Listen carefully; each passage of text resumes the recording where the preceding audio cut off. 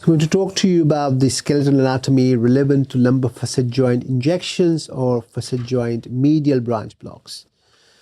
The scanning technique would be using a curvilinear probe. As we know, curvilinear probe has a wide field of vision and will allow you to look at the deeper structures. I usually start putting the ultrasound probe in a longitudinal orientation on the sacrum, and you will find that the sacrum ends and you will find a gap between the sacrum and the L5, which is the L5-S1 space. Once you have located the L5-S1 space, you'll be able to locate the L4-L5 space, L3-L4 space, and so on. The another way to scan for the levels will be a transfer scanning, where you place the ultrasound probe on the sacrum, where you will be able to see very much a flat sacrum with the medial sacral crest. Once you have moved the probe proximally, you will then be able to locate the L5 spinous process, which will come into your view. Followed by this, then you move up on the spinous process. Given that the spinous process will not allow the ultrasound beam to go through, you will only be able to see the bony silhouette of the L5. Once you move the probe slightly more proximal, you will be between the two spinous process looking at the interspinous ligament. Given that the interspinous ligament is a soft tissue structure, it will allow the ultrasound beam to penetrate, and you'll be able to look for the intrathecal space. Once you have located this, I would then move the ultrasound probe more laterally, looking at the lamina and the inferior articular process and the superior articular process, and the gap between the two articular process will be your structure of interest, which is the facet joint. Once you moved ultrasound probe slightly more laterally, you will also be able to locate the transverse process of the corresponding vertebra. When it comes to performing the medial branch blocks, you could either perform a medial branch block using an out-of-plane technique, where you have your target, which is the junction of the transverse process and the superior articular process. To perform the facet joint injection, you can also perform this with an out-of-plane technique, bringing the needle between the two articular process, trying to aim for the joint. Majority of times, you would be able to do a periarticular injection rather than the true intra-articular injection. Another way to target the medial branches or the facet joints would be in plane technique, bringing the needle in plane, going into the joint, and also bringing needle in plane, going for the junction of the transverse process and the superior articular process, which will target the medial branch of the supplying to the facet joint. The only thing you will have to confirm when you're performing a medial branch block is to use a longitudinal scan, making sure that your needle is on the proximal part of the transverse process and not on the distal part of the transverse process. It should be located on the proximal aspect on each vertebral level to make it a true medial branch block. If your needle is not on the proximal part and it's more at the distal part, then you have more likelihood of moving the needle and heading towards the nerve root of the lumbar level. Hence, it's very important to double check once you have put your needle at the junction of the superior articular process and the transverse process, move the ultrasound probe, looking at longitudinally and making sure your needle is on the proximal aspect of the transverse process. Thank you. I'm going to tell you about the ultrasound guided lumbar facet joint medial branch blocks and ultrasound guided lumbar facet joint periarticular injections. To perform this injection, the patient will be laying prone with ideally pillow under the abdomen in order to take the lumbar lordosis.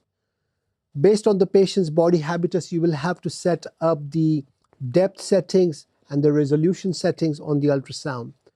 To start counting the levels, there are two ways to do this. You could hold the probe horizontally, looking at the medial sacral crest, and as you could see, you have a medial sacral crest and you have the posterior superior iliac spine that's just coming in the view. So keeping an eye on the medial sacral crest, we are moving up, and suddenly you will find the medial sacral crest disappears, and it is telling you that you are actually at the L5 S1 level. You can keep moving up till you see L5 vertebral spinous process. Given that it's a spinous process, it's just a bright dot, and you won't see anything below the spinous process because the bone will not allow the ultrasound beam to pass through. Then we will move up, and now we are in the interspinous space between the L4 and L5, and here you could see the intrathecal space along with the other structures that are of interest to us. This is the spinous process, and this is the lamina, and now you can see the superior articular process, inferior articular process, and a facet joint. Here in this image, I will draw that for you.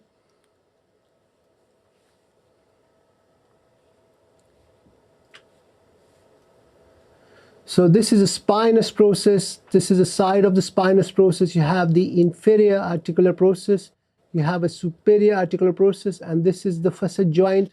This is your target. So if you bring the needle in and put the needle, you will be able to perform periarticular injection of the facet joint.